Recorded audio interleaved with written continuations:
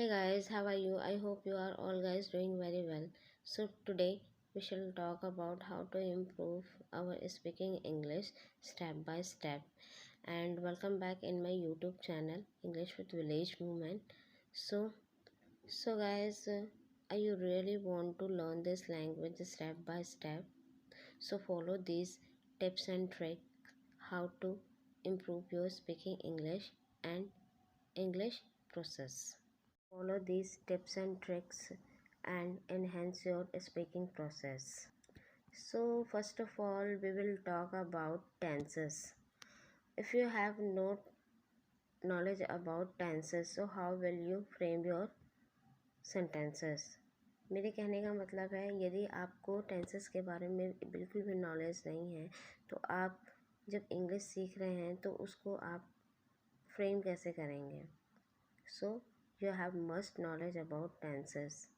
you know tenses एक ऐसा ज़रिया है जिससे आप इंग्लिश को फ्रेम करना सीखते हैं, सेंटेंसेस को फ्रेम करना सीखते हैं और धीरे धीरे आपकी जो प्रोसेस है वो आगे बढ़ती है.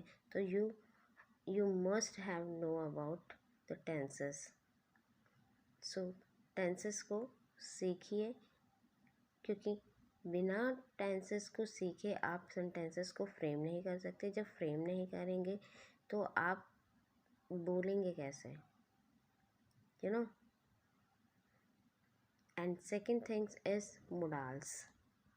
Modals is very important for to enhance speaking English. Modals is very important for us. So tenses हो गए, मोडाल्स हो गए, प्रपोजिशन हो गए, कंजक्शन हो गए, एट्सेट्रा. मैं ये नहीं कहती कि इंग्लिश बोलने के लिए या इंग्लिश सीखने के लिए बहुत ज़्यादा ग्रामर की ज़रूरत है, बट इतनी ग्रामर तो आनी चाहिए ना आपको कि आप सेंटेंसेस को फ्रेम कर सकें. If you are read any paragraph, if you are read any line, so you have understood how to say, how to mean this line. Whenever you read any paragraph, मेरे कहने का मतलब ये है कि जब भी आप कोई भी पैराग्राफ इंग्लिश में पढ़ते हैं या इंग्लिश में उसको बनाते हैं तो आपको एटलीस्ट इतना तो पता होना चाहिए कि इसके अंदर प्रपोजिशन आएगा या सेंटेंसेस अगर आप फ्रेम करते हैं. तो अगर आपको टेंसेस के बारे में मालूम नहीं रहेगा तो आप किस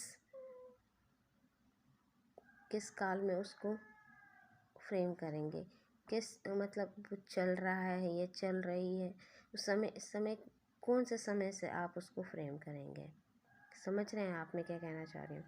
so you must have know about the tenses, modals, preposition, conjunction, preposition, etc.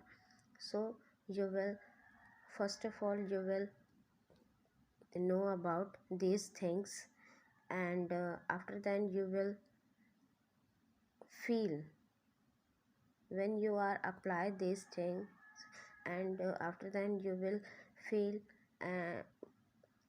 you will after then you will feel your confidence is increase. And second thing is, मैं आपको कहना चाहूँगी कि आपको जो भी आता है, जितना भी आता है, आप बोलना शुरू कीजिए. और start from short sentences. Start from short sentences means यदि किसी को आपको बुलाना है, so come here, okay, please come here. And किसी से आपको कुछ मांगना है, सो प्लीज़ आप उसको इंग्लिश में ही बोलें, ठीक है.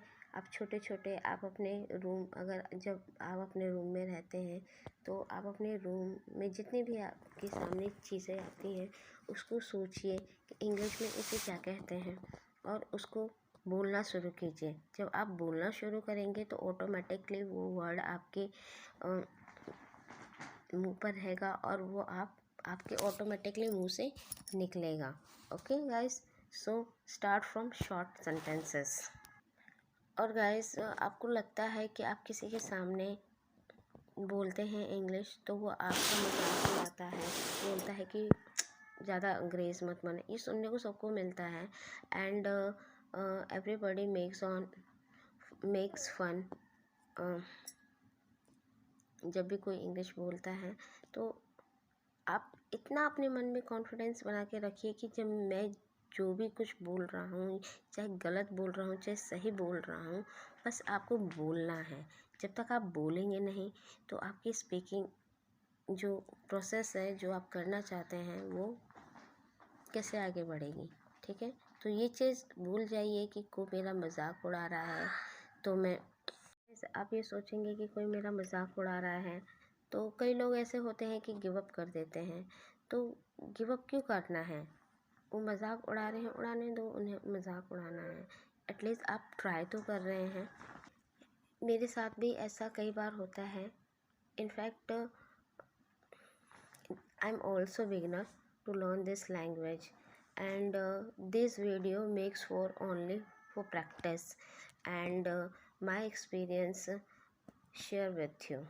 ओके, सो जब मैं भी इंग्लिश बोलती हूँ किसी के सामने तो लोग मेरा भी मजाक उड़ाते हैं। सो मैंने डिसाइड किया कि मैं मिरर के सामने प्रैक्टिस करूँगी और मैं जो भी बोलूँगी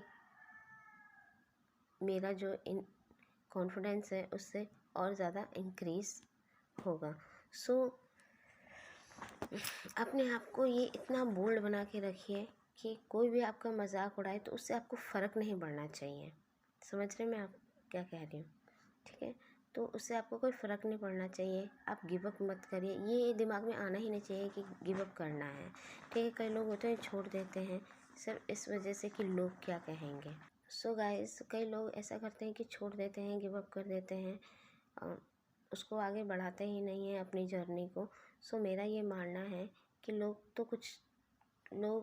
यदि कोई व्यक्ति कोई कुछ भी करना चाहता है, आगे बढ़ना चाहता है, तो लोग उसका मजाक उड़ाते हैं ताकि वो गिव अप कर दे। तो ऐसा आपको बिल्कुल नहीं करना। अपने आप को बोल्ड बना के रखना है और मजबूत बना के रखना है कि आपको दुनिया से कुछ अलग करना है। If you are really want to learn this language, okay, because of this language is only one, this language is global language. अगर आप कहीं जाते हैं, अगर वहाँ पे हिंदी, अगर आपको हिंदी आती है, अगर वहाँ पे हिंदी नहीं बोली जाती है, तो this is only one way to communicate this person, that person, you no.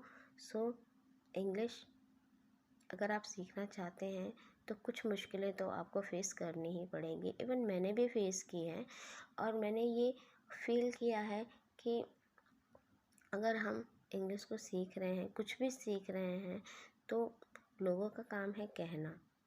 ठीक है, तो आपको जितना आता है, जो भी आता है, उसको बोलना शुरू कीजिए और अपनी जर्नी को एंजॉय कीजिए। If you are really want to learn this language, so you will face some obstacle, you will face some obstacle and you don't forget कि लोग क्या कहेंगे, don't forget, भूल जाइए उसको कि लोग क्या कहते हैं, क्या कहेंगे। आप सिर्फ अपने गोल को, अपनी जर्नी को शुरू कीजिए and don't give up, don't give up. If you are really want to learn, if you are really like this video, so please like, share and subscribe. Thank you. फिर मिलेंगे नेक्स्ट वीडियो के साथ, अगले नई video के साथ। So please like, share and subscribe. Thank you.